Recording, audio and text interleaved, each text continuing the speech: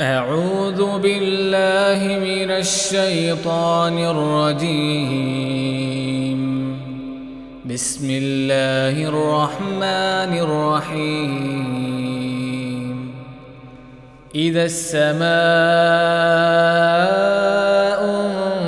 انفطرت وإذا الكواكب انتثرت وإذا البحار فجرت وإذا القبور بعثرت علمت نفس ما قدمت وأخرت.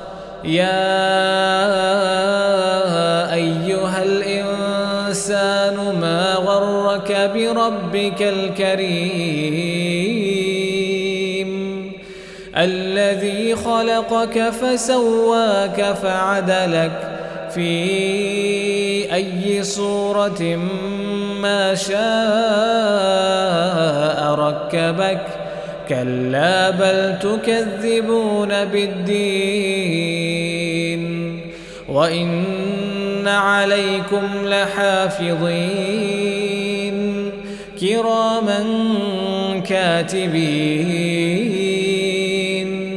يعلمون ما تفعلون.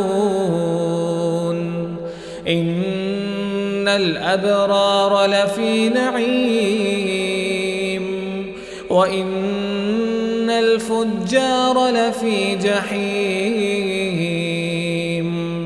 يصلونها يوم الدين وما هم عنها بغائبين.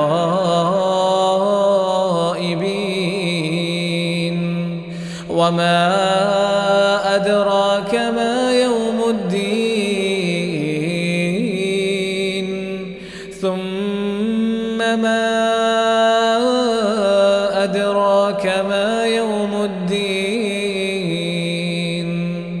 يوم لا تملك نفس لنفس شيئا والأمر يومئذ لله.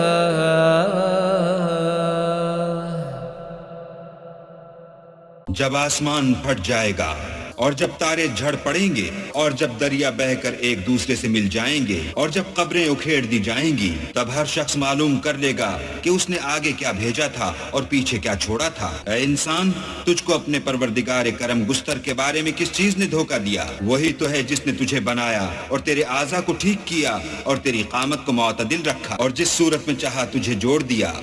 मगर है हाथ, तुम लोग जज़ा को झुटलाते हो, हालांकि तुम पर निगहबान मुकर्रर हैं। आली कद्र तुम्हारी बातों के लिखने वाले, जो तुम करते हो वो उसे जानते हैं। बेशक नेकुकार नेमतों की बहिश्त में होंगे और बदकिरदार दोज़ख में, यानी जज़ा के दिन उसमें दाखिल होंगे और उससे छुप नहीं सकेंगे। और तुम्हें क्या मालूम कि जज़ा का दिन कैसा है? फिर तुम्हें क्या मालूम कि जज़ा का दिन कैसा है? जिस रोज कोई किसी का कुछ भला न कर सकेगा और हुक्म उस रोज अल्लाह ही का होगा। सब्सक्राइब कीजिए हमारे चैनल और दबाइए बेल का आइकन ताकि आपको रेगुलर नोटिफिकेशन अपडेट्स मिल सके।